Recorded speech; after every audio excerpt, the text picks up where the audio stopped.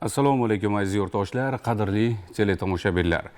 Albatta, Taraqqiyot telekanalida dasturlarimiz davom etar ekan. Dasturlarimizdan o'rin olgan Xalq bilan muloqot ko'rsatuvining navbatdagi soni to'g'ridan-to'g'ri jonli efirda e'tiboringizga havola etilmoqda. Va har bir ko'rsatuvimiz bugun jamiyatimizdagi muhim mavzularga to'xtalamiz. Bugun ham yurtdoshlarimizga manfaatli bo'lgan mavzuga to'xtalmoqchimiz. Albatta, bugun hayotimizga kirib kelgan axborot texnologiyalari, umuman texnologiyalarning rivojlanishi jadallashib borayotgan zamonda istiqomat qilayotgan ekanmiz. Albatta, bugun IT sohasi yoki raqamli texnologiyalar bilan bog'liq hayotimizni usiz tasavvur qilib bo'lmaydi. Shunday ekan, ko'rsatuvimiz mavzusini kiberxavfsizlik, telefon va internetdagi tuzoqlardan ehtiyot bo'ling deb tanladik. Bu albatta bugungi kunda eng dolzarb mavzulardan biri. Chunki kundan kunga bu sohaga yangidan yangi ya'ni bu sohani yaxshi mutaxassislari bo'lmagan umuman insonlarni, fuqarolarni aldash yo'li orqali ko'plab kiber jinoyatlar amalga oshirilmoqda desak mubolag'a bo'lmaydi. Buning oldini olish borasida esa yurtimizda ko'plab islohotlar amalga oshirilmoqda. Bugungi ko'rsatuvimiz mavzular mehmonlar bilan sizlarni tanishtirib o'tmoqchiman. Dastavval ana undan so'ng mavzuga batafsil to'xtalamiz. Bugungi ko'rsatuvimiz mehmonlari IT Park Andijon viloyati filiali rahbari Bekzodbek Jiyambekov tashrif buyurganlar. Xush kelibsiz.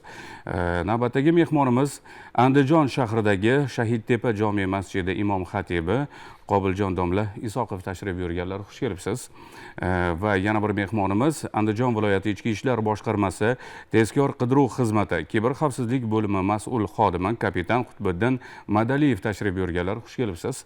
Va yana bir mehmonimiz Markaziy bank Andijon viloyati bosh boshqarmasining axborot texnologiyalari bo'yicha bosh mutaxassisi Ahadjon aka tashrif buyurganlar. Xush kelibsiz deymiz. Demak, mavzuga to'xtalmoqchimiz. Dastavval Qutbiddin sizga yuzlamoqchimiz. Albatta, bugungi kunda insonlar aynan kiber jinoyatlar ortidan jabrlanayotganlar yoki ayrim mana shu internetdagi yoki telefondagi tuzoqlarga uchib qolayotgan yoki mablag'larni yo'qotayotgan insonlardan umuman qaysi yo'nalishda ko'proq murojaatlar kelib tushmoqda? Avvalambor assalomu alaykum, hurmatli teletomoshabinlar. Hozirgi kunda mana hammamizga ma'lum, axborot texnologiyalar orqali sodir etilayotgan jinoyatlar salmog'i birmuncha oshgan. Ya'ni bular mahalliy odatiy jinoyatlarimizni ortda qoldirib, umumiy jinoyatchiligimizni 50% dan ko'prog'ini tashkil etmoqda. Ya'ni bular asosan fuqarolarni nomiga onlayn kredit rasmiylashtirish yoki bank hisob raqamlaridagi pul mablag'larini, bank plastik kartochkadagi pul mablag'larini o'zlariga ma'lum va noma'lum tarzda yechib olish holatlari. Ya'ni bizda asosan jinoyatchilikda, ya'ni kiber firibgarlik va kiber o'g'rilik asosiy mavzular bo'lib, fuqarolarimizdan eng ko'p ushbu turdagi jinoyatlar to'g'risida murojaatlar kelib tushmoqda. Dastavval kiber firibgarlikka yuzlanadigan bo'lsak, fuqarolarimiz mana ijtimoiy tarmoqlarda barchamizga ma'lumki, Telegram, Instagram va boshqa ijtimoiy tarmoqlarda profil akkauntlari bor. Asosan Telegramda muloqot davomida fuqarolar o'zlari bilmagan yoki noma'lum bo'lgan anonim profillar orqali yoki kanallarga, guruhlarga a'zo bo'lib, ushbu kanallarda soxta tarzda qimmat narsalarni arzon garovga yetkazib berish yoki shunga o'xshash narsalarni, sovg'alarni berishi, yutuqli o'yinlarda ishtirok etish kabi mavzularni ro'kach qilib fuqarolarni aldayapti. Fuqarolarimiz o'zlari ishonmagan, bilmagan odamlariga qo'liga yetib kelmagan mahsulotlariga oldindan to'lov qilishlari yoki qaysidir bir moddiy mablag'ga yoki bir sovg'ani olish ilinjida shaxsiy ma'lumotlarini berib qo'yishi yoki bank hisob raqamidagi pul mablag'larini tanimagan odamlarga o'tkazib berish oqibatida jabrlanib qolyapti. Kiber o'g'rilikda ko'pchilikka ma'lum, misol uchun meni o'zimga bir necha bor kelgan, ya'ni Telegramdagi oxiri APK bilan tugagan virusli havolalar. MIPdan jarima APK, senga Telegram premium sovg'a APK, sening foto videoing APK va shu turdagi boshqa APK bilan tugagan virusli havolalarni bilmasdan bosib qo'yishi va bosish oqibatida ushbu fuqarolar dastavval Telegram profillarini ya'ni vizdom qilib ulanib olish holatlari. Ulanib olgandan keyin hammamizga ma'lum hozirgi kunda barcha Telegram profildagi saqlangan xabarlar bandida o'zini shaxsiy ma'lumotlarini saqlaydi. Ushbu saqlangan xabarlarga kiradi. U yerdagi bank plastik kartochka ma'lumotlari, pasport ma'lumotlari va shu turdagi boshqa ma'lumotlarni oladida ushbu shaxsni nomiga onlayn kredit rasmiylashtirishga yoki hisob raqamiga ulanib pul mablag'larini yechishga harakat qiladi. Buni yana bir nozik tomoni, ushbu shaxsni Telegram profiliga ulangan vaqtda uni shaxsiy kontaktlariga ham kirishga ruxsat olib, ushbu jabrlangan shaxsning nomidan uni yaqinlariga jabrlangan shaxsga kelgan virusli havolani yuboradi. Hammamizga ma'lum bu psixologik holat, ya'ni meni shaxsiy ma'lumotlarim, boshqalarimni olib yoki kontaktimdan men yaqin insonlarimga, otamga, onam, akalarimga yoki do'stlar, boshqalariga tashlasa, mendan borgandan keyin ushbu virusli havola uni surishtirib yoki tagiga yetmasdan ushbu silkani bosishga harakat qiladi. Yaqin insondan kelganligini ko'rib turib, so'rab surishtirmasdan virusli havolani bosadi va ushbu shaxslar ham jabrlanib, zanjir davom etib ketadi. Shu tarzda jabrlanishlar ko'payib ketib qoladi. Fuqarolarimizdan shuni iltimos qilib qolamizki, yaqin insoningizdan kelgan taqdirda ham ushbu APK fayllarga bosmaganingiz maqsadga muvofiq bo'ladi. Chunki ertaga ushbu APK faylga bosishingiz jinoyat tuzog'iga tushib qolishingizga sabab bo'ladi. Rahmat. Dastlabki ma'lumotlar uchun minnatdorchilik bildiramiz. Albatta yurtdoshlarimizga eslatib o'tmoqchiman, ko'rsatuvimiz to'g'ridan-to'g'ri jonli efirda. Shunday ekan, mavzu sizga ham qiziq bo'lsa va mavzuga doir sizda savollar bo'lsa, ekranda ko'rinib turgan telefon raqamlariga qo'ng'iroq qilib bog'laning yoki Instagram manzilimizga savollaringizni yozib qoldirishingiz mumkin bo'ladi. Dastlabki qo'ng'iroqlar amalga oshirilmoqda, hurmatli mutaxassislar. Demak, ularni yurtdoshlarimizning birin-ketin qabul qilsak-da, ularning savollarini tinglab, savollariga mutaxassislardan javob olsak. Dastlabki qo'ng'iroq egasi, assalomu alaykum. Assalomu alaykum, jonli efirdasiz. Va alaykum assalom. Hozir ko'rib turib, aynan qilmaganlaringga o'shanga meni bir savolim bor ediki, birodar. Qayerdan qo'ng'iroq qilyapsiz? Balandroq gapirasiz. Qayerdan qo'ng'iroq qildingiz? Qo'qon shahridan. Qo'qon shahridan. Xo'p, savolingizni eshitamiz. Balandroq gapirasiz, marhamat. Mana hozir birovni telefon nomeriga pul olyapti, boshqa qilyapti. Ali. Mana jinoyat chiqarib xuddalik birovlarni. Firibgarlik, Firibgarlik qilyapti. Shuni onlayn deyapmiz. Banklar ham sheridirda balkim. O'shalarga qanday beradi? Oldin shunday holat bor ediki, borasiz, o'zingizni shaxsingizni tasdiqlaysiz, hammada dokument, hujjat hamma yo'q bo'lgandan keyin olinadi. Hozir oddiy telefonda bunday onlayn rasmni ko'rsatsa, birovlar qarz bo'lib ketyapti. Bu tushunarli. Insonlarga juda anaqa bo'lib ketmaydi, balkim kimdir anaqasini olsa, o'zi u qanaqa sharoitda unga pul olsa, undan qiyin yo'qda. Albatta, rahmat. Savollar tushunarli bo'ldimi? Demak, Markaziy bank xodimiga yuzlanamiz. Bank tomonidan bunday holatlarni oldini olish uchun qanday chora-tadbirlar ko'rilmoqda? Assalomu alaykum avvalambor. Hozirgi kunda tijorat banklaridan bu onlayn kreditlarni chiqarish bo'yicha himoya tizimlari ancha kuchaytirilgan.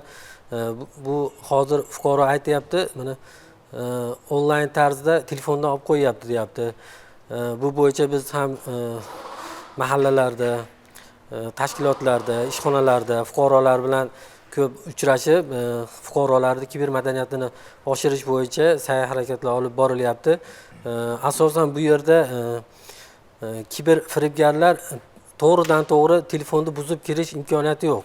Bu yerda ko'proq bo'layotgan holat fuqarolarning ishonchiga kirib, ularning nomiga kelayotgan SMSlarni, kodlarini olib, shundan faollashtirib yoki bo'lmasam Telegram profillariga kelayotgan APK fayllarni o'rnatish orqali ularni telefonlariga to'g'ridan-to'g'ri dostуп ruxsat olgandan so'ng ularning ishtirokisiz olish imkoniyatiga ega bo'lib qolyapti.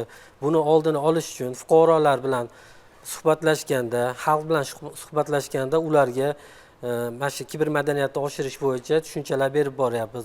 Bunda asosan fuqarolar hech kimga o'ziga kelgan SMS xabarlarni bermasligi kerak.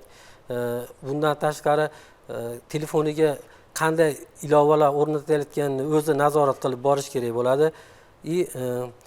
Hozirgi kunda mana kreditni rasmiylashtirish jarayonida, onlayn kreditni rasmiylashtirish jarayonida undan identifikatsiyadan o'tish talab qilinadi.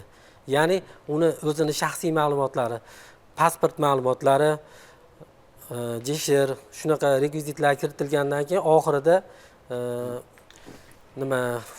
video aloqa orqali shaxsni tasdiqlash so'raladi. Shunda o'zi tushmasligi kerak bo'ladi. Ko'p holatlarda o'zlari bilmagan holatda mana bu videoga qarab turib shaxsingizni tasdiqlab qo'ying desa, bilmasdan shaxsini tasdiqlab qo'ygan holatlar bo'lyapti. Shu holatda chiqib ketish ehtimoli bor. Sababi u yerda narigi tomonda turgan tijorat banklari u shaxsni o'zi harakatda amalga oshiryapti deb hisobga oladi. Bu narsalar o'zi aslida fuqarolarga kredit ajratishni yengillashtirish maqsadida bu imtiyoz sifatida bitta alohida tashkil qilingan tizim. Buni xavfsizligi o'zi aslida ta'minlangan.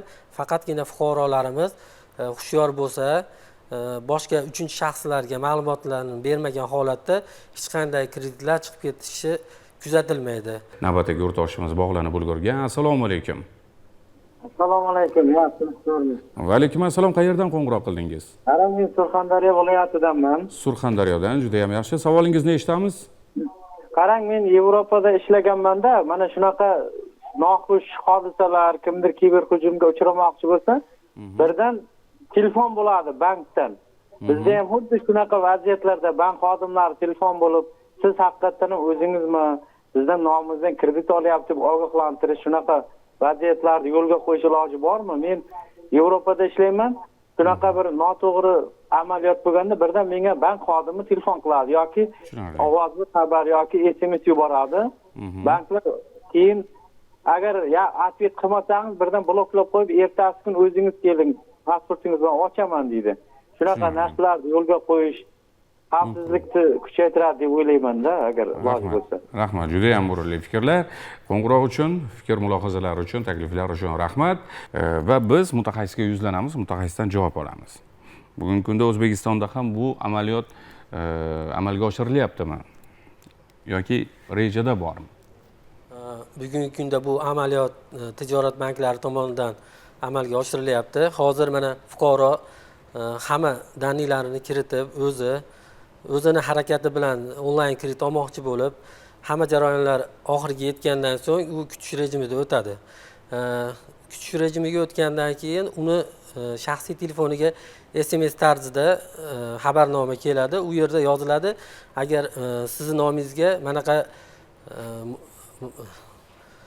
buncha summada mablag' olinyapti, manaqa harakat bo'lyapti. Agarda bu harakatlar o'zingiz tomoningizdan sodir etilayotgan bo'lsa, quyidagi telefon raqamlariga qo'ng'iroq qiling deb o'zlariga murojaat keladi. Hozir o'zlariga murojaat kelishining asosiy sababi soxta qo'ng'iroqlar ham juda ko'payib ketdi. Narigi tomondan turib biz o'sha bankning xodimimiz degan holatlar ko'p bo'lganligi uchun fuqaroni, kredit olayotgan fuqaroni o'zi telefon qilib chiqish bo'yicha hozir amaliyotga oshirilyapti. Uni telefoniga SMS keladi, quyidagi raqamga telefon qiling deb SMS keladi. O'zini shaxsini tasdiqlagandan keyin, bank to'g'ridan to'g'ri gaplashgandan keyin, identifikatsiyadan o'tgandan keyingina bu chiqadi pul. Bo'lmasam u alohida turadi. Rahmat, menimcha yurtdoshimiz savollariga javob ola oldilar. Navbatdagi qo'ng'iroqlar amalga oshirilgunga qadar navbatdagi savolni men taqdim etmoqchiman. Albatta ko'rsatuvimiz mehmoni Qora akamizga umuman olganda firibgarlik bugungi kunda onlayn bo'ladimi yoki to'g'ridan to'g'ri bo'ladimi, ikki shaxs o'rtasida bo'ladimi? Umuman insonlarni, pullarini, boyliklarini yoki manfaatlarini, ularni obro'sizlantirish dinimizda naqadar qoralangan, shu haqida ham fikr mulohazalar olsak. Bismillahirrohmanirrohim. Assalomu alaykum va rahmatullohi va barakatuh. Avvalambor haqiqatda mana hozir soha mutaxassislari ta'kidlab o'tgandek, o'zi asli har bir aqlli inson, nafaqat musulmon bo'lgan va har bir aqlli inson o'zini avvalo muhofazasini o'ylashlikka Alloh taolo buyuradi, o'zini himoyasiga va qolaversa nafaqat o'zini, balki boshqa mo'min birodarlarini haqqiga rioya qilishlikka Alloh buyuradi. Bizni hozirgi shu o'tirishimizga sabab bo'layotgan asosiy o'sha kiber jinoyatchilik, kiber xavfsizlik masalalar ko'tarilishiga o'zi asli sabab ham bitta, bu ham bo'lsa o'sha moddiy tomonlama boshqa insonlarga ozor yetkazish, ularni haqqini poymol qilish, ularni haqqiga tajovuz qilish naqadar yomon illat ekanligi to'g'risida, bundan jabr chekayotgan insonlarda tashvishli mana qo'ng'iroqlar onlayn tarzda kelyapti. Shu to'g'rida to'planib o'tiribmiz. Avvalo Alloh taolo Qur'oni Karimda bu to'g'rida alohida juda ko'plab Qur'onni juda ko'plab joylarida Alloh taolo buyuradi, ya'ni o'sha bir insonni boshqa insonni haqqiga tajovuz qilmasligi haqida. Uni moliga ham, joniga ham, obro'siga ham, izzat nafsiga ham tajovuz qilmaslikka Alloh taolo buyuradi. Jumladan o'sha Niso surasi 29-oyatda marhamat qiladi. Astag'firullah. Ya ayyuhallazina amanu la ta'kulu amwalakum baynakum bil batil deydi. Ya'ni ey iymon keltirganlar, ey mo'minman, musulmonman deya da'vo qilayotganlar, sizlar o'zaro mollaringlarda bir-birlaringlarni mollaringizni o'zaro botil yo'l bilan yemanglar. Ya'ni nohaq yo'l bilan yemanglar deydi. Endi bu nohaq yo'l bilan yemanglar desa nimalar kiradi bunga? Desa birinchi o'rinda o'sha ribo, masalan sudxo'rlik, yoki o'sha qimor, poraxo'rlik, aldamchilik, sun'iy narx ko'tarish yoki o'sha qimor o'ynashlik, o'g'irlik qilishlik, tovlamachilik, qarz olib bermaslik kabi mana hozirgi kundagi jamiyatimizdagi eng dolzarb holatlar shu. Ko'proq avvallari bunaqa zamonaviy texnologiyalar rivojlanmagan paytda bu nisbatan ozroq edi. Bu kabi o'sha birovni haqqini yeyishlar. Hozir birovni haqqini yeyishlar mana shu endi elektron holatga o'tdi. Ya'ni o'sha Telegramdagi gruppalarda kimlardir o'zlaricha guruh ochib odamlarni ixtiyoriy, majburiy, o'zlari bilmagan holatda qo'shib olib, mana hozir soha mutaxassislari ta'kidlayapti. Lekin bir narsani unutmaslik kerak. Hozir mana bu joyda mutaxassislar ham aytadi. Hozir gaplashib o'tirib ham o'zaro muloqot davomida aytdik. Musulmon inson agar Allohning kalomiga muvofiq ish ko'rsa, shariatga, o'zini diniga muvofiq ish ko'rsa, hech qachon aldanmaydi. Bizning shariatimizda masalan oldi sotdi masalasida shunaqa qonun joriy qilingan Qur'oni Karimda. Oldi sotdi qiladigan bo'lsanglar, sharti shu. Ba'zi sharti qo'lma-qo'l degan. Yad biyad deydi arab tilida. Qo'lma-qo'l olish kerak. Bayda yana bir sahih bo'lishini sharti, ikki tomonlama oldi sotdini sog'lom bo'lishining sharti, yana bitta sharti o'sha narsani qabz deydi shariatimizda, qo'l bilan ushlashning imkoniyati bo'lishi kerak. Olayotgan narsangizni, pul to'layotgan narsangizni siz qachonki xohlagan paytingizda borib qo'lingiz bilan olib ketishlik imkoniyatiga amin bo'lganingizdan keyin unga pul to'lashligingiz kerak. G'oyibda bo'lsa ham, ko'rinmay turgan tovar, mol bo'lsa ham qachon xohlasangiz falon joydan olib ketib oling, mana turibdi deb o'sha narsani ko'rsatgandan keyin qo'l bog'lashlik kerak. Va o'sha narsani ushab qo'li bilan olgandan keyin, qo'lma-qo'l bergandan keyin pul sanashligi kerak. Va juda ko'p islomiy mana bizga ko'p murojaatlar bilan keladi o'sha bir-biridan jabr chekkan insonlar. Masalan falonchi bilan ish qiluvdik, sheriklik qiluvdik, aldab qo'ydi, pul beruvdim, omonat beruvdim, yeb ketdi, bermayapti. Biz so'raymiz, xo'p, o'sha sheriklik qilgan odamingiz bilan birga shartnoma tuzgan paytingizda, o'sha falonchiga omonat pul bergan paytingizda guvoh bormidi? Yozuv chizuv bo'lganmi desiz, yo'q, endi ishondim. Yo'q, musulmon odam Allohning amriga itoat qilsa, Qur'onda yozib qo'yilgan ochiq. Agar ikkitalar bay qilmoqchi bo'lsanglar, bir shartnoma qilmoqchi bo'lsanglar, eng kami ikkita guvoh bo'lsin. Va oralaringlarda ikkita guvohdan tashqari xolis yozuvchi kotib bo'lsin. Bu hozirgi mana shu bank sistemalarida hammasida shu mana, to'g'rimi? Guvohlar bo'ladi, yozuv chizuv qiladigan bo'ladi, pechat uradigan rahbar bo'ladi. Bular hammasi Qur'onga hamohang ohangda yo'lga qo'yilgan narsalar. Biz o'zimiz musulmon inson o'laroq o'zimizni, nafaqat o'zimizni, balki mo'min birodarimizni haqqini to'g'ri tushunsak va shu bilan birga Allohning amriga itoat qilsak, hech qachon aldanmaymiz. Qachonki o'sha o'zimizni soddaligimiz, shariatni bilmasligimiz, qonunni bilmasligimizdan bir-birimizni haqqimizga bilib bilmasdan xiyonat qilib qo'yamiz yoki aldanib qolamiz. Mana shu hozir yoshlarning ichida endi men bir narsaga e'tibor qaratmoqchiman. Bu joyda katta auditoriya, katta kuzatuvchilar turibdi. Yoshlarimizni tarbiyasida ham bizda o'zimizda ayb bor. Ya'ni ota-onalar farzandlari yaxshi pul topib kelsa qo'qqisdan unaqa katta mehnat qilmayapti, bizga o'ziga o'xshab qiynalmagan, boshqa qilmagan, qo'qqisdan puli ko'payib ketsa, bu bolam pulni qayerdan topyapti, nimadan kelyapti bu pullar, haloldan topyaptimi, haromdan topyaptimi degan savollar qo'yilmayapti. Bizni ota-onalarimiz shunaqa bo'lgan. Ozgina ko'proq pul olib kelsak, yo bir mashina yaxshiroq mashina minib kelsak, yo bir joydan uy-joy olib chiroyli hashamat qila boshlasak, bolam bu pullar qayerdan kelyapti deb surishtirishlik bo'lgan. Lekin hozir unaqa yo'q. Farzandlarni haloldan luqma bilan yedirishlik, ularni haloldan bolalarni yedirayotganlarini tekshirishlik degan narsa o'zimizda ham ayb bor. O'sha bolalar, o'sha yoshlarimiz ko'proq hozirgi kundagi eng shu kiber xavfsizlik deyapmiz. Mana kiber jinoyatga sabab bo'layotgan narsalardan eng kattasi qanoat yo'q yoshlarda. Ya'ni birdaniga tezda boyib ketishlik maqsad. U narsa Qur'onda ham yozilgan, hayotiy tajribada ham ko'rilgan, hech kim birdaniga boyib ketmaydi. Va halol yo'l bilan birdaniga boyib ketishlikning imkoniyati yo'q. Mana shu sudxo'rlar nimadan foydalanadi?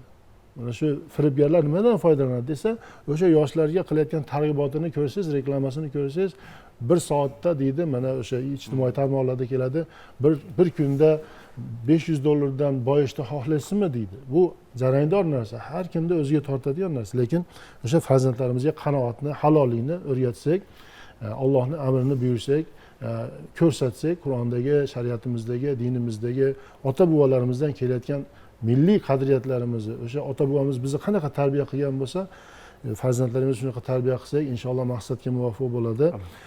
Bu halol haromni yaxshi ajratadigan farzandlardan inshaalloh bunaqangi xiyonatkor, birovning haqqini yemaydigan, firibgarlik qilmaydigan, o'g'irlik qilmaydigan farzandlar dunyoga keladi degan maqsadda shu narsani eslatmoqchi bo'ldim. Alloh taolo o'z farzandlarimizni hammasini haloldan rizqlantirsin, bunaqangi harom ishlardan o'zi ofiyatda saqlasin. Rahmat domla, juda ham teran, juda ham kerakli fikrlarni aytdingiz. Minnatdorchilik bildiramiz va bizga yana bir qo'ng'iroq amalga oshirilgan ekan, yurtdoshimizning savollarini tinglasak.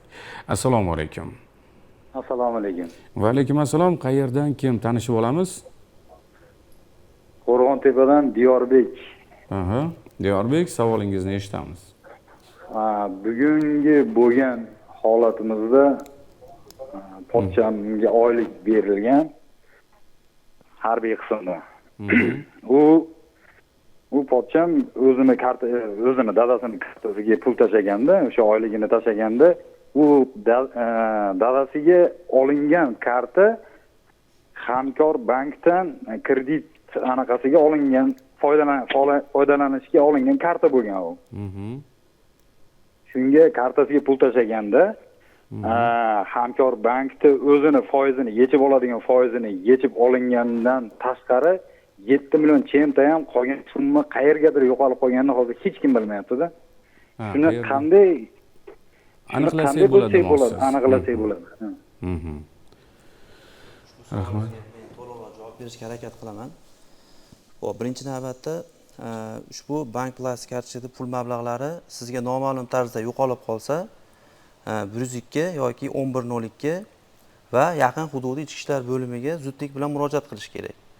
Dastlab murojaatingiz yuzasidan mas'ul xodimlar siz bilan gaplashib, ushbu plastik kartochkadan pul mablag'lari qachon, qay tarzda, qanday ketganligi to'g'risida ma'lumotlarni olgandan so'ng, bank sirini olish to'g'risida qaror bo'yicha biz tegishli tashkilotlardan sizni bank plastik kartochkangizdan pul mablag'lari qayerga ketganligi yuzasidan oydinlik kiritiladi. Buni mavhum bo'lib, anonim bo'lib, o'rtada pul mablag'lari yo'qolib qolishi mumkin emas. Chunki hozirgi kunda hamma yoq raqamlashtirilgan. Albatta bu tranzaksiyalarning o'tkazmalar tarixi serverlarda saqlanib turadi va serverlarda bizga shu bank sirini olish to'g'risidagi qarorlarimizga asosan berilgan ma'lumotga asosan balkim firibgar yechib olgandir, balkim bilmasdan boshqa bir kartaga o'tkazib yuborish holatlari ham kuzatilishi mumkin. Bizga kelgan ko'p murojaatlarni bilsak, aksariyat fuqarolar murojaat qilib keladi, boshqa qiladi, oila a'zolaridan kimdir hozirgi kunda hammamizga ma'lum, mobil ilovalariga kod kelsa, istalgancha 5-6 ta telefonlarga mobil ilovalar, Payme, Click shunga o'xshash ilovalarga ulanib olib, plastik kartochkani boshqaradi. Bitta fuqaroning ham farzandi pulini boshqarib, onlayn qimorga yoki boshqa bir moddiy narsalarga sarflab yuborib, uydagilar indamagan va murojaat qilib, plastikim yo'qolib, puli yo'qolib qoldi, bizga murojaat qilyapti. Shunga o'xshagan holatlar ham bo'lishi mumkin. Uning uchun dastavval ushbu holatingiz bo'yicha bizga o'sha serverda mavjud sizni plastik kartochkangizni o'tkazma tarixini ko'rishlik kerak bo'ladi. Dastavval murojaat qilib, tegishli tartibda qoldirsangiz, ushbu murojaatingiz bo'yicha amaliy yordam beramiz. Rahmat. Davom etamiz. Yana kiber jinoyat yoki firibgarlik holatlaridan biri bu bugungi kunda juda ham ommalashib borayotgan bu onlayn savdo. Mana Qora akamiz ham biroz to'xtalib o'tdilar bu mavzuga.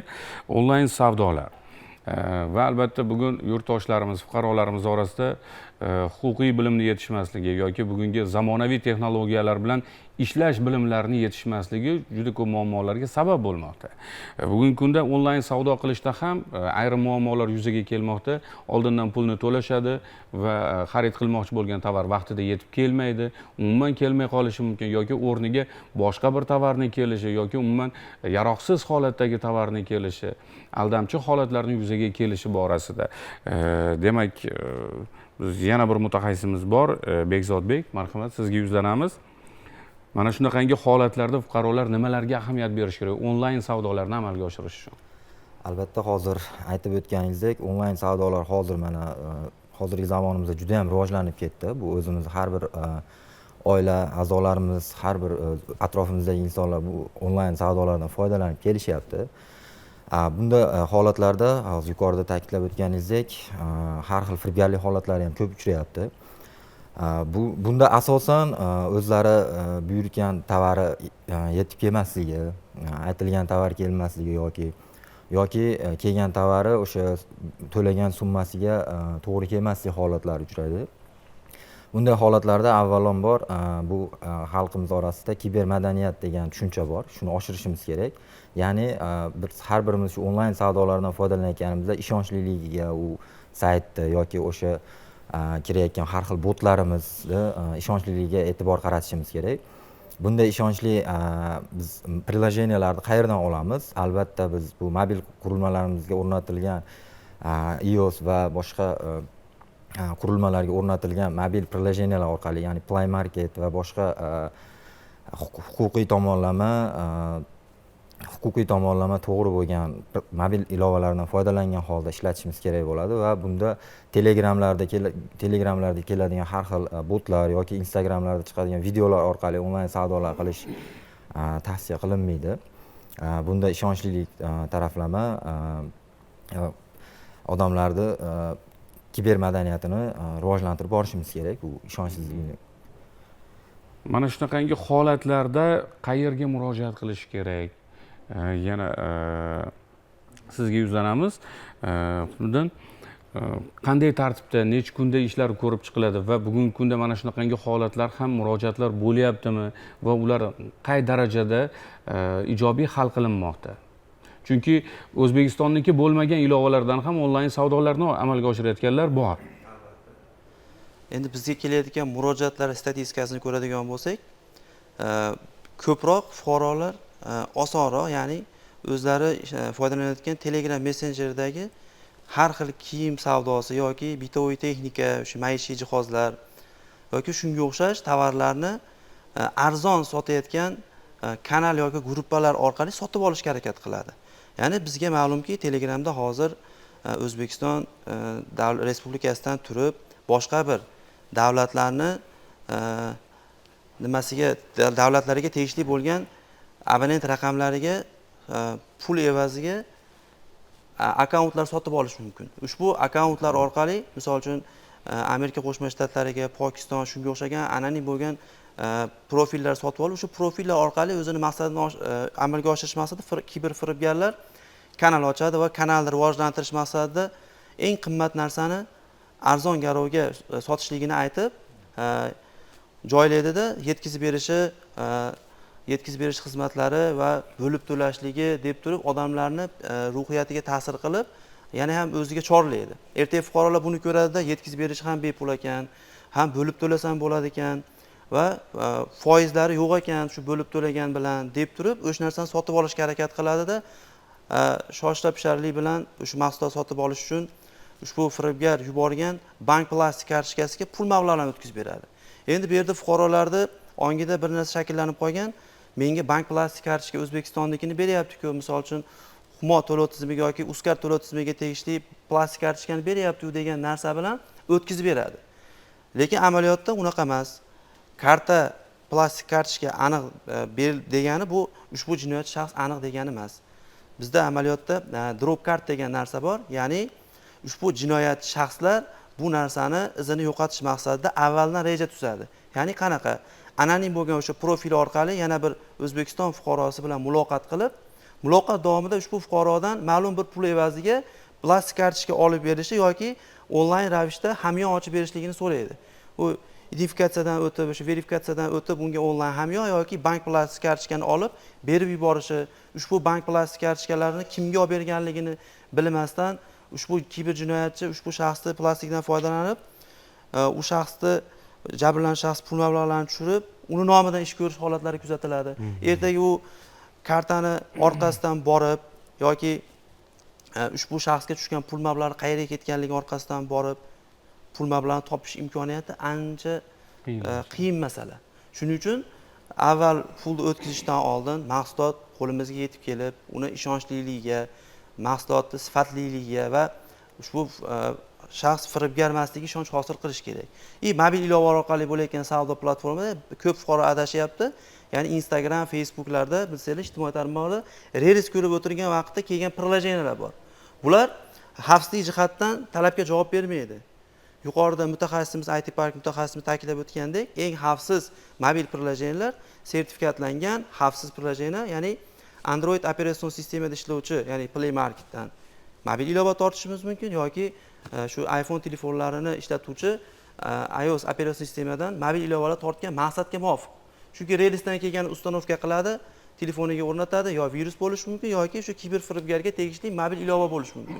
Bu mobil ilovani albatta kiber jinoyatchi boshqaradi. Ertaga buni bank ma'lumotlarini yoki bank plastik kartochka ma'lumotdan kiritgandan keyin hisob raqamiga onlayn ravishda ulanadi.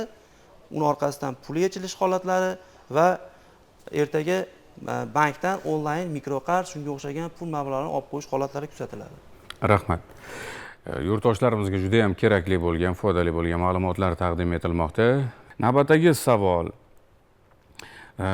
Bugungi kunda mana shunaqangi qurilmalardan foydalanish, ya'ni smartfonlardan foydalanish, umuman insonlarni mana shu texnikalardan foydalanish madaniyati, kiber madaniyatni rivojlantirish uchun bugun qanday ishlar amalga oshirilmoqda?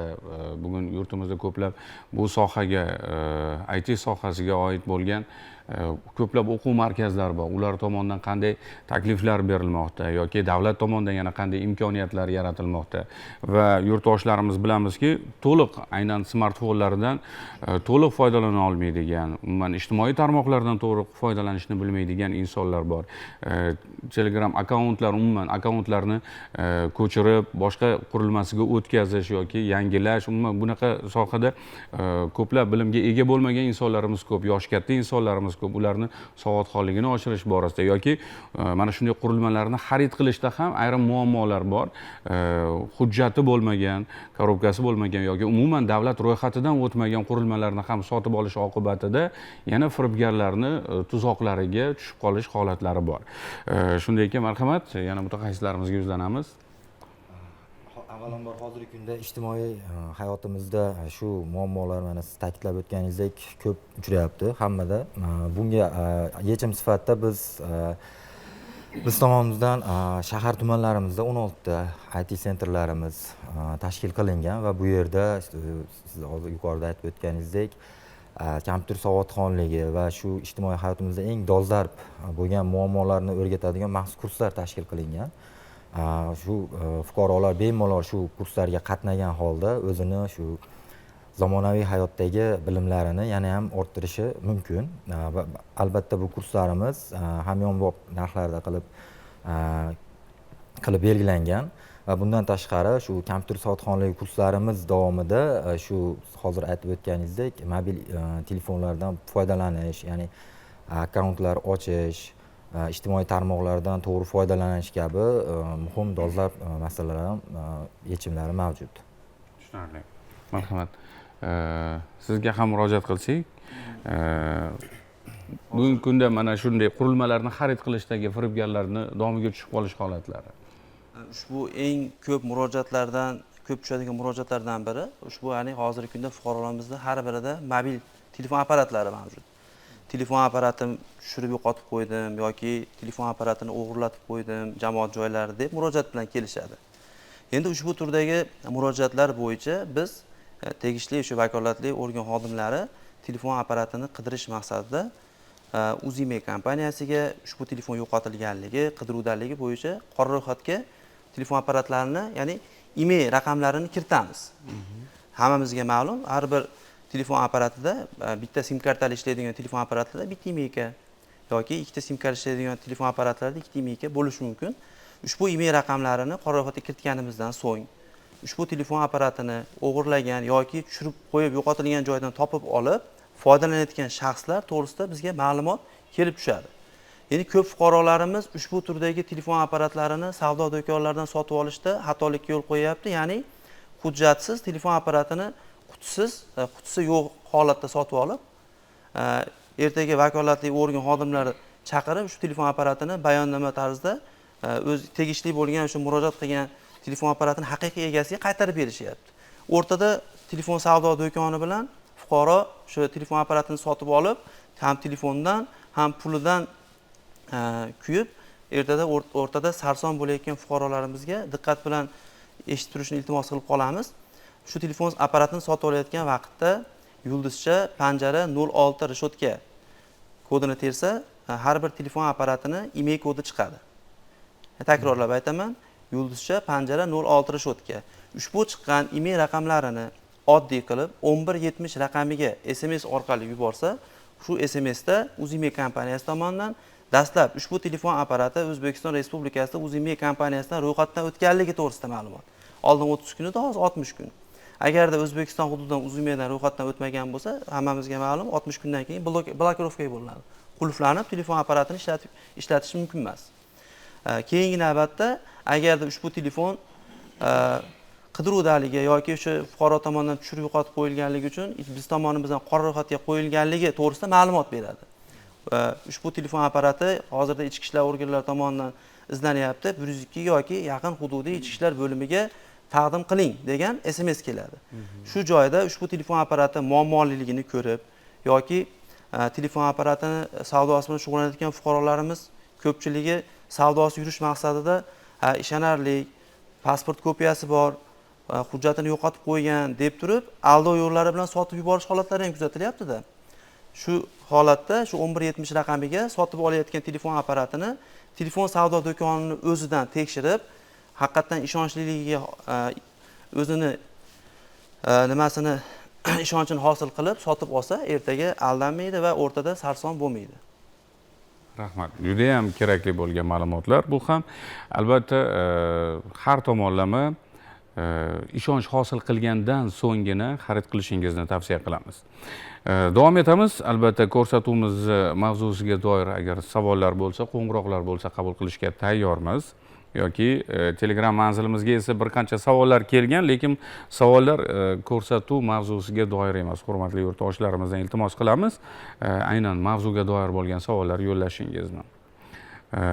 Davom etamiz va yurtdoshlarimizga yana qanday tavsiyalar, ayniqsa mana onlayn tarzda kreditlar rasmiylashtirish borasida bank bilan mana shunday kredit holatlari yoki firibgarlik holatlari yuzaga kelmasligi uchun nimalar tavsiya qilinadi?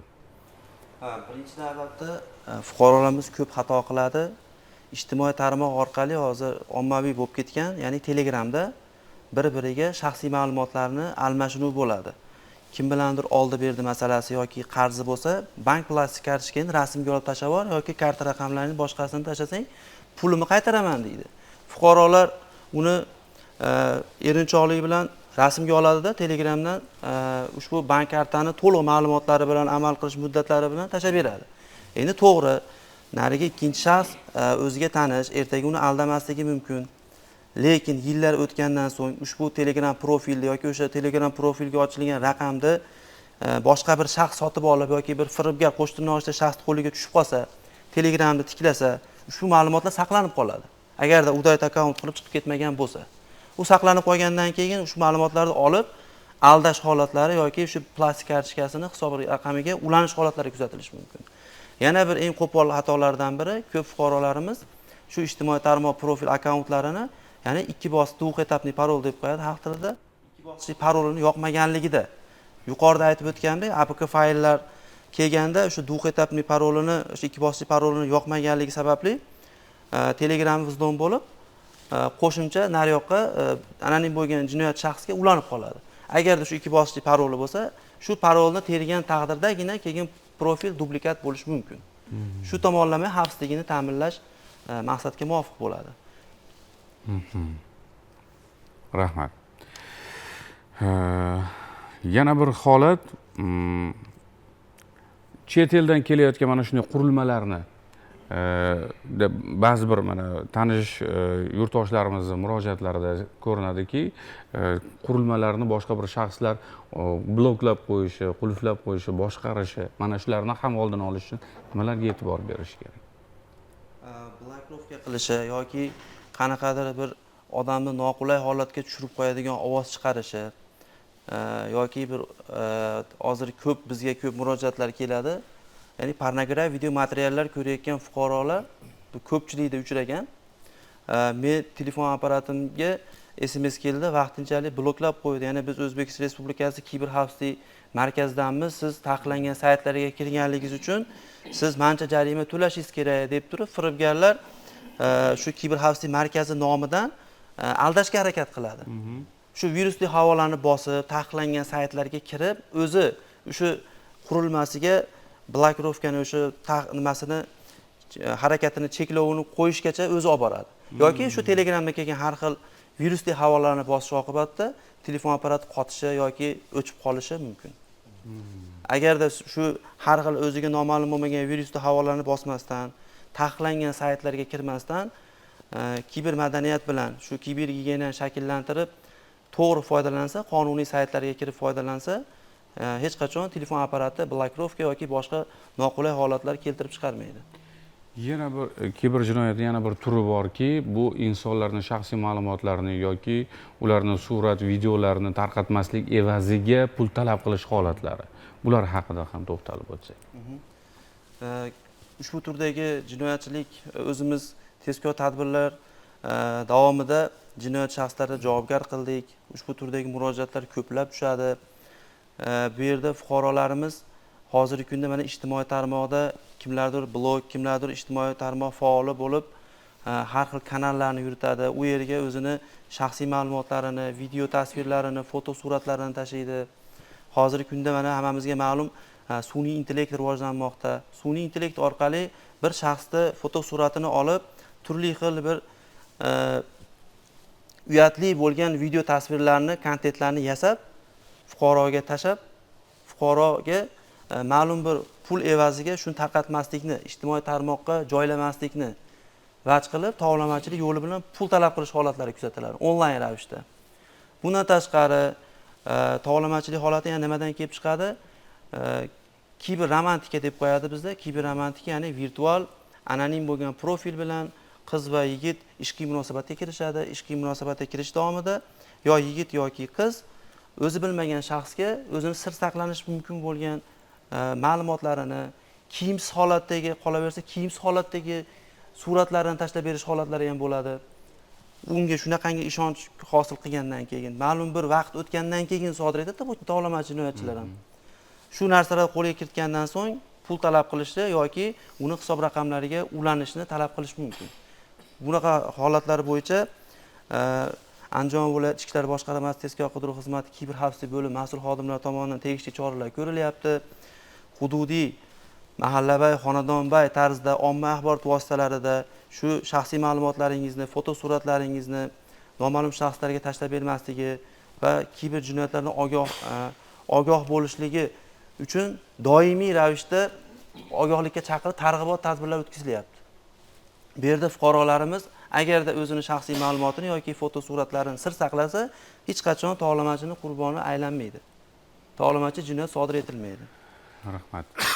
Va mavzuga doir yana bir jihat bor. Bugun albatta internet tarmog'i butun dunyoni qamrab olgan tarmoq bu va bilamizki, qo'ng'iroq bor ekan. Keling, mana shu qo'ng'iroqni qabul qilaylik, undan so'ng biz savolga o'tamiz. Assalomu alaykum. Alo, assalomu alaykum. Va alaykum assalom. Yaxshimisiz? Rahmat. Qayerdan qo'ng'iroq? Andijon shahridan Shuhratbek. Xo'p, savolingizni eshitamiz. Ko'rsatuvlarni boyadan beri ko'rib turibmiz. Yaxshi zo'r bo'libdi. Shunga savolim faqat shu Telegram haqida kelyapti-da. Masalan, Telegramdan jinoyat sodir bo'lyapti, boshqa. Bundan tashqari boshqa ijtimoiy tarmoqlar bor. Facebook, Instagram, WeChat. Shunga o'xshagan nimalardan ham shunaqa xavflar tug'iladimi? Shu so'ramoqchi edim. Qaysi ijtimoiy tarmoqlardagi yo'nalish ko'proq xavfliroq? Murojaatlarda ko'p Telegram bo'lgani uchun fuqarolarni shu yo'nalish bo'yicha ko'proq ogohlantirdik. Endi Facebook ijtimoiy tarmog'i bo'yicha ham, Instagram bo'yicha ham o'ta shov-shuvli bo'lgan holatlarimiz bor. Misol uchun Facebook ijtimoiy tarmog'ida Alisher Usmonovni, ya'ni tadbirkor, biznesmen, hammamiz taniymiz, USM platformasini ya'ni soxta tarzda yaratib, kiberjinoyatchilar. Shu treyderlikda hammamizga ma'lum, treyderlik faoliyati bilan shug'ullaning, pulingizni ko'paytiring deb bu yerga rus tilida yoki boshqa ingliz tilida, o'zbek tilida postlarni qoldirib, fuqarolarni shu Facebookda reels ko'rib o'tirgan vaqtda virusli ilovasini jo'natadi-da, virusli ilovaga kirib ustunovka qilgandan keyin operatorlar aloqaga chiqib, ya'ni Alisher Usmonovda sun'iy intellekt orqali men O'zbekiston Respublikasi fuqarolarini moddiy tomonlama sharoitini yaxshilash maqsadida ushbu platformaga asos soldim.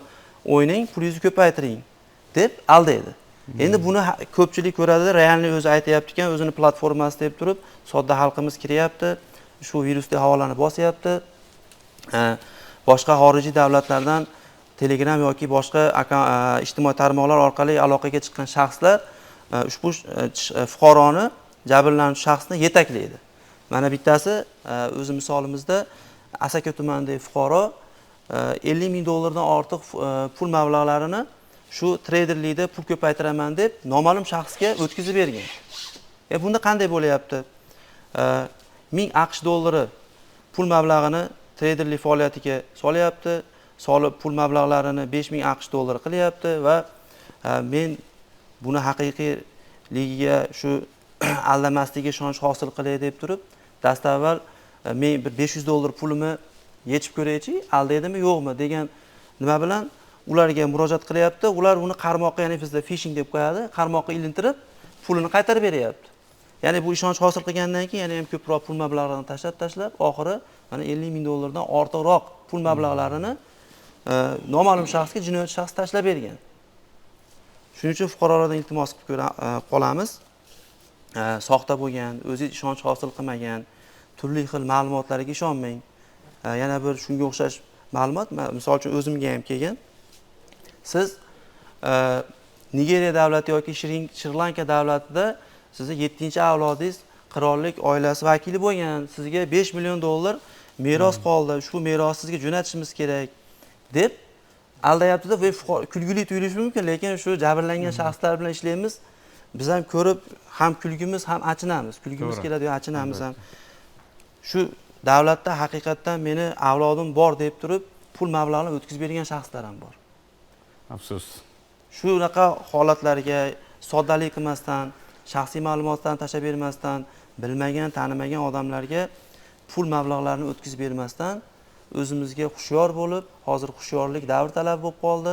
Har bitta holatimizni 7 o'lchab bir kesib harakat qilsak, albatta jinoyat qurboniga aylanmaymiz. Albatta, rahmat. Azizlar, mana ko'rsatuvimizga ajratilgan vaqt ham yakunlanib qoldi.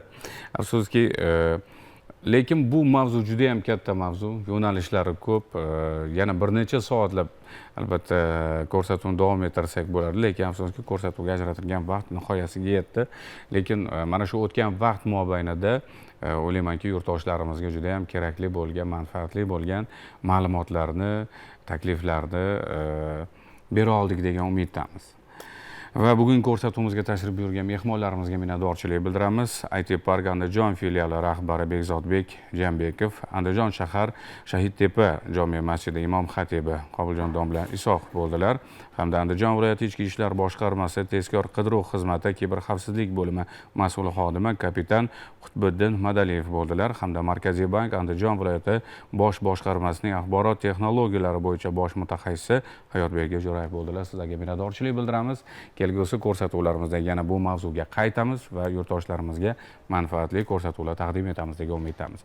Xayr, salomat bo'ling, o'zingiz va yaqinlaringizni ehtiyot qiling.